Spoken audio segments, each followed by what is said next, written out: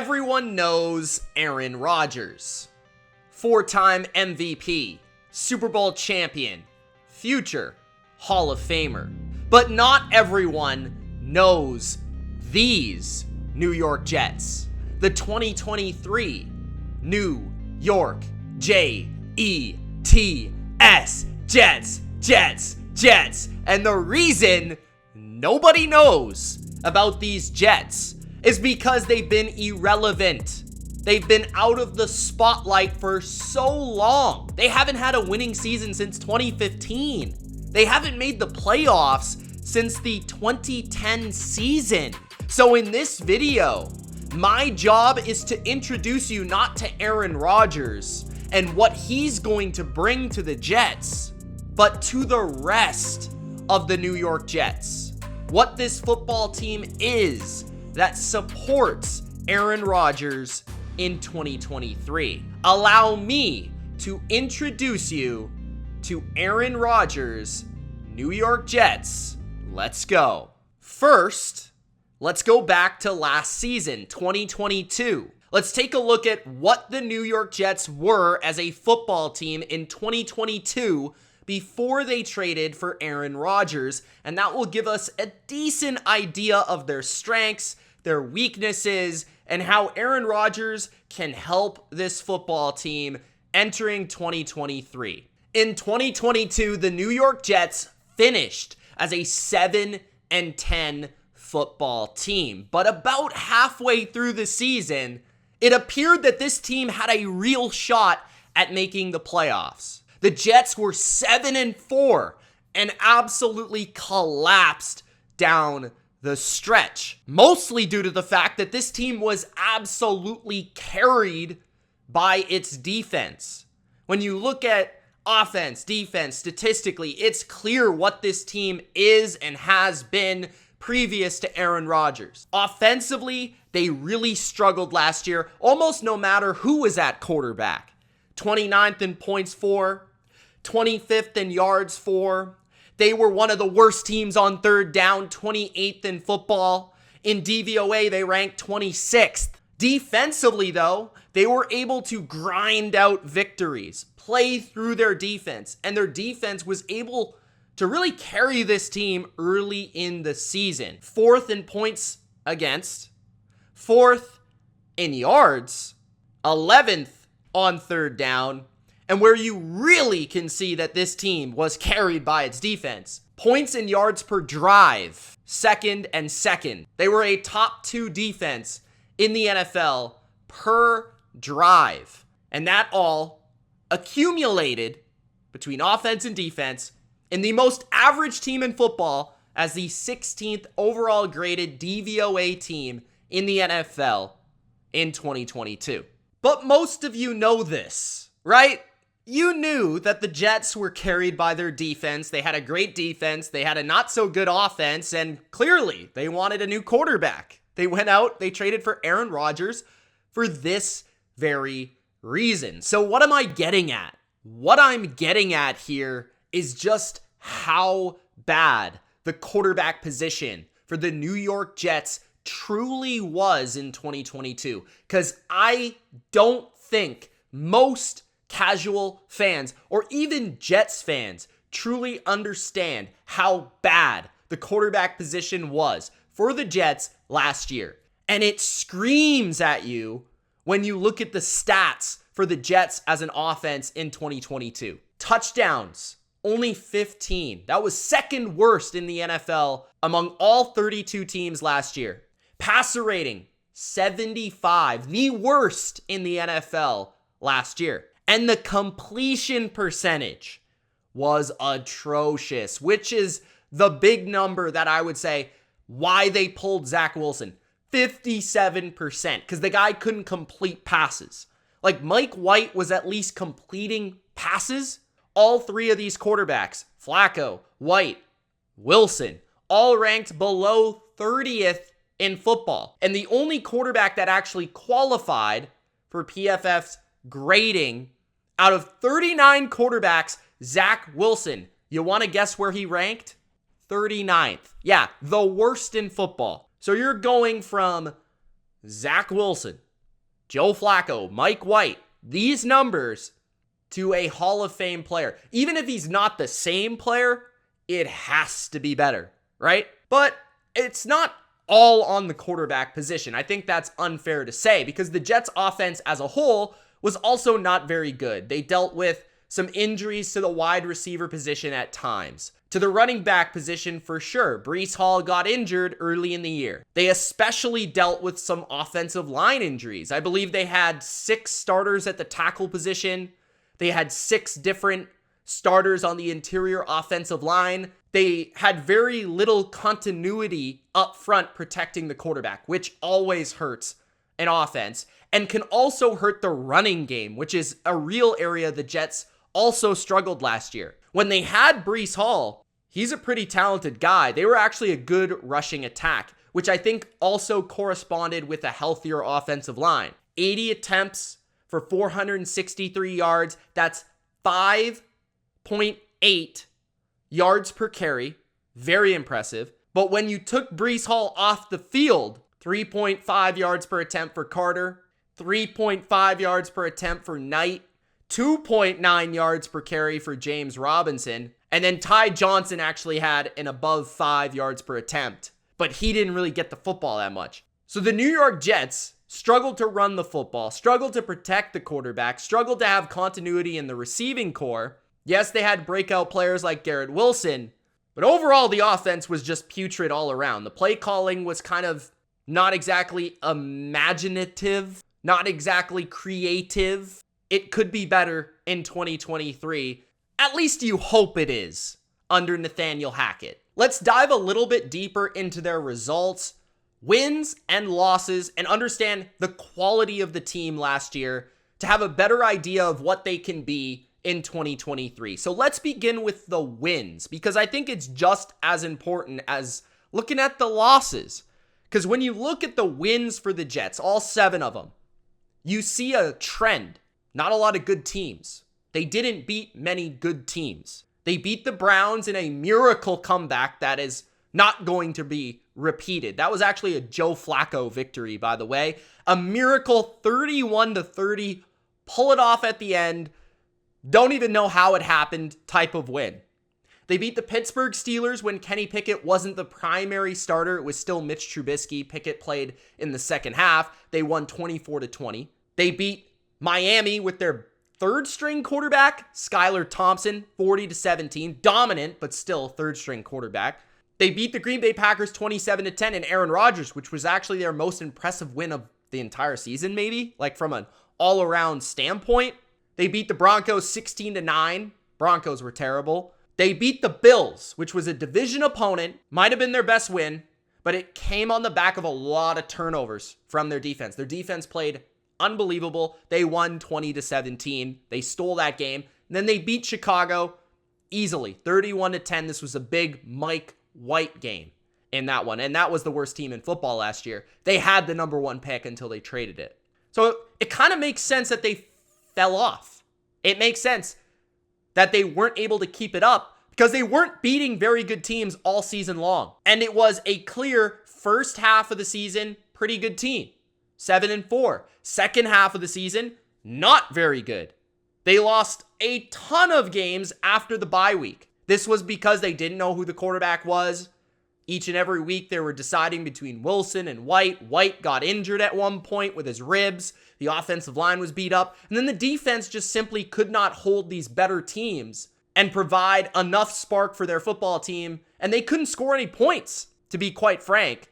So looking at the post-bye week Jets, they lose to the Miami Dolphins 11-6 in the final game of the season with another backup quarterback. I believe this was also Skylar Thompson. Miami wins this game, gets into the playoffs. They lost to Seattle 24-6. They lost to Jacksonville 19-3 to 2 teams that made the playoffs at 9-8 that weren't much better than them from a record standpoint, but from a score standpoint, definitively better because they scored points and the Jets did not. They lost to the Lions 20-17. This is a game that Robert Saleh probably wants back at the end of the day. He was horrible in the clock management. The Bills, they lost 20-12. They lost to Minnesota 27-22 despite putting up a ton of yards and actually a good offensive performance. Their defense actually let them down, and they lost to the New England Patriots on the last second punt return 10-3. And they got swept by my Patriots and the New England Patriots. Not a very good Patriots team, by the way. So when you look at their losses, they lost to a lot of good teams. And when you look at their wins, they beat a lot of bad teams. Now let's take a look at the roster and determine the talent that supports Aaron Rodgers. I'm going to introduce you to a lot of these players. Let's begin with the targets, the wide receiver position. It all begins with the go-to guy, Garrett Wilson. Garrett Wilson, awesome football player. Rookie of the year, offensive rookie of the year. A similar player to Davante Adams in terms of wins with route running, wins with savviness. Does not win with super speed, super hands, or super height. He wins with savviness, smarts, and he wins with the ability to separate due to route running and quickness. He's a savant in that regard, and I think these two will get along very well. I could see Garrett Wilson having 90 to 100 catches with Aaron Rodgers. The reliable number 2 is Allen Lazard. Allen Lazard comes from Green Bay. Obvious chemistry there with Rodgers already. Now, I'm not the biggest Allen Lazard guy, but that doesn't really matter because I'm not Aaron Rodgers. He's not super fast. He does have good size and height to him. He's a pretty good blocker. He can play inside. He's just always where Aaron Rodgers wants him to be. And at this point in his career, he wants receivers that he knows well and he knows their body language. These receivers know Aaron Rodgers well. The same could be said about the chemistry number 4 receiver in Randall Cobb. Randall Cobb is just going to be a veteran who can support the room, help the culture, help this team get to winning ways, and also, every now and again, catch a football from Aaron Rodgers when he needs it on third down or in the red zone. Mecole Hardman is kind of an X factor, a gadget number 3 player. That's what he's been throughout his career, with super speed, great on end arounds, good returner. He's not a great receiver. He's not a great route runner. He's not a great separator despite his speed. He's not very nuanced. But what he can do is he can fly. He can fly. And that will help the offense. Now, they also have guys like Corey Davis, who I'm not sure is going to actually be on the team. I like Corey Davis. I think if he's healthy, he can be even better than Allen Lazard here and be their number 2 receiver. He's kind of similar in the same mold, but I'm not sure he's going to stay around. So I wouldn't really expect that. Now, in terms of the tight ends, Tyler Conklin, CJ Uzomah form a decent duo overall. 2 solid. You can get away with them at tight end. They're not great. Uzomah's a better athlete. Conklin has better feel, I would say, overall, but they're a nice little duo, and they're no worse than a Robert Tonyan. Ruckert and Kuntz are younger guys that maybe could contribute more as blockers, but down the line could make some plays late in the season. The running back position, Breece Hall, we've talked about him. Absolute stud. He is coming off an injury, can fly, can break away big gains, and I do feel this Jets team is going to want to run the ball, stay balanced. A lot like Aaron Rodgers in his later years with the Packers. Going to want to utilize play action. He's not a volume passer. He really never has been. He's never been a Drew Brees, Tom Brady, Peyton Manning type guy. He's always kind of relied on balance, and he's more of an efficiency over volume type of quarterback. And that also does help and play into the style that the Jets want to play with their defense. Abanikanda, who they drafted from Pittsburgh, who can absolutely fly. I really liked his tape because he just had an explosiveness and a next level speed that you didn't see from very many running backs, even in the NFL, period. And then Michael Carter is a very well-rounded player with a little bit of power, can catch the football, can do a lot of different things, is a nice little backup player. But the offensive line is maybe the biggest X factor for this whole thing, this whole offense. Aaron Rodgers is a little bit older. He can't evade, he can't elude the way that he used to. So these guys are going to have to stay healthy. Connor McGovern is a very good center. He's not great. He's very good. He's a good, solid player. Veteran. Been around. Pass blocking, run blocking, very well-rounded. Graded as the 10th best player at his position last year. They got solid depth behind him. They brought in a former starter from Washington. Schweitzer, I believe is his proper pronunciation. Let me know if I'm right there. Lincoln Tomlinson, who was a very good player for the 49ers, but he's a little bit older. Didn't grade as well last year with 58th overall from Pro Football Focus. Vera Tucker's a very good football player who they drafted in the first round a couple years back. 16th overall last year according to PFF, and can play tackle or guard, but very good player. 69th was Dwayne Brown, who's a old player. I mean, he's regressing with age. And then you got Max Mitchell and Billy Turner. Neither player 71st and 70th overall ranked by PFF at the tackle position. So very low-end starters. Now, they brought in Billy Turner because Aaron Rodgers knows him. He's been solid with the Packers, but not overly fantastic. He can start in a pinch, but he's not a huge above-average player. But the big X factor, everybody knows this, every Jets fan knows this on the offensive line, is Mekhi Becton. He's only played like 16 games in 3 years. He's missed 2021 and 2022 practically the entire year. He was a first-round pick, high pick, has shown flashes of superstardom, freak physically. Can he stay on the field? If he can, that's going to be a huge bonus to Breece Hall in the run game and a huge bonus to Aaron Rodgers, like Tristan Wirfs for Tom Brady. This offensive line could be good. It could be, because you do have good players. You do have depth. And it does have enough numbers to throw at it to withstand injury. And that's what I really like about it. I really like what they've done here by bringing in veterans like Billy Turner. Guys that can step in and play. Even if they're not great, they can step in, play. They've been there, they've done that, and they've played with Aaron Rodgers, some of them. So I do like what the offense looks like. Is it going to be amazing? Is it going to be top 10? Probably not, honestly. I don't have enough faith in the skill positions. I don't have enough faith in the play calling to suggest that it will be elite. If it's just 15th or 16th in football, just that, they have a very good chance of making the playoffs. Because when we get to the defensive side of the football, you're talking about an all-star unit. You're talking about potentially one of the best defenses in football. It all begins with the defensive rookie of the year and arguably the best corner in all of football, Sauce Gardner, who was the #1 graded PFF corner last year.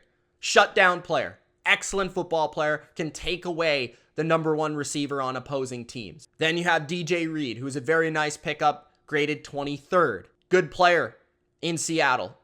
Good player with the Jets, maybe even better with the Jets. So you got a very good 1-2 tandem. Carter, proven to be a decent nickelback, graded 18th by PFF. All 3 of their starting corners graded in the top 23, which is phenomenal. So they bring all those guys back. Safety is kind of iffy for me. If there is a position that I look at on this defense and say, I'm not so sure, it might be safety. I don't exactly love the mesh of Whitehead, who played for those Bucs with Tom Brady and won the Super Bowl, and then Chuck Clark, because they're very similar players. They like to play in the box. They're big hitters. They're good tacklers. Whitehead plays with a fearless, reckless, abandoned style. Clark, guy that had 100 tackles last year. Like, this guy gets dirty, right? Both players actually graded 46th by PFF last year. Chuck Clark, they traded for from Baltimore last year. You got Tony Adams and Will Parks, who are more special teamers, but Tony Adams could contribute as a third safety, I would guess, and Will Parks maybe contributes a little bit more free safety type of play, but he's a special teamer mostly. Pretty good one. I do question who's the true free safety. Who's the true Earl Thomas for this Robert Saleh scheme that typically he has a true free safety. LaMarcus Joyner was kind of that guy, or designed to be that guy, just did not perform to that level.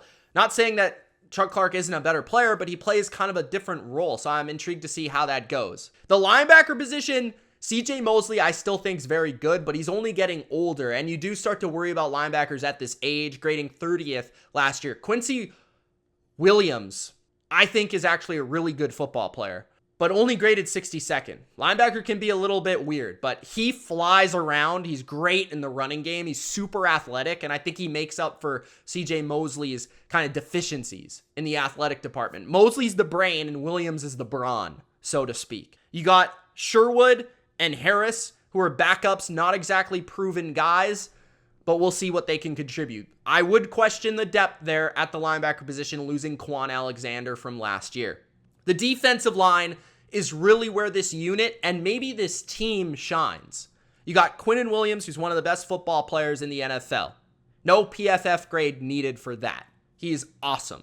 Now, on the interior defensive line, I think the most interesting thing they did this offseason was they brought in 2 veterans that are very familiar with this system, Quinton Jefferson and Al Woods. This is a big-time Aaron Rodgers influenced move. Not to say that Aaron Rodgers said, oh, go get Quinton Jefferson. No, this is a veteran additions for depth move that knows the system. You can plug them in right away. You're not having to groom rookies. This is typically what happens with these type of teams.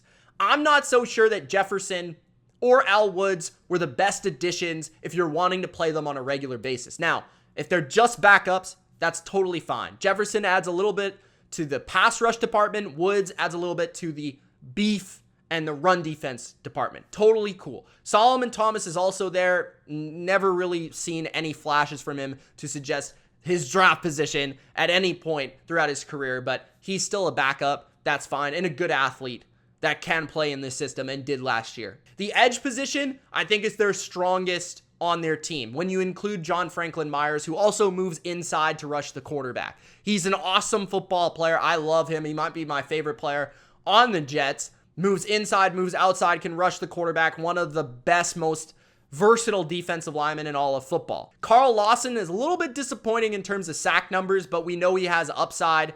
Of course, 2 first-round picks from the last 2 years. Jermaine Johnson, who showed some flashes but didn't play a ton in year 1. He's got to work on his pure pass rushing. And then they brought in one of my favorites, Will McDonald, from the draft. He was a little bit overdrafted for some, but I really like his upside as a pass rusher more so than Jermaine Johnson, who's a better athlete. But McDonald has bend that I think is very rare for the position. And even a couple sleepers at this position that not a lot of people talk about, like Michael Clemens, who's a very good football player, graded 23rd by PFF last year, has a lot of upside just getting to the quarterback, a pure designated pass rusher. And then Bryce Huff, who actually had a 90.4 elite grade last year, does not play a ton, but that just goes to show you the depth, the talent, the layers to the defensive line. So this defense could be elite. If there's any question about it, it might be the scheme, which is an overall transition to my biggest question about the football team. It's the coaching. Offensively, I mentioned the play calling. I mentioned Hackett. It was a disaster in Denver last year.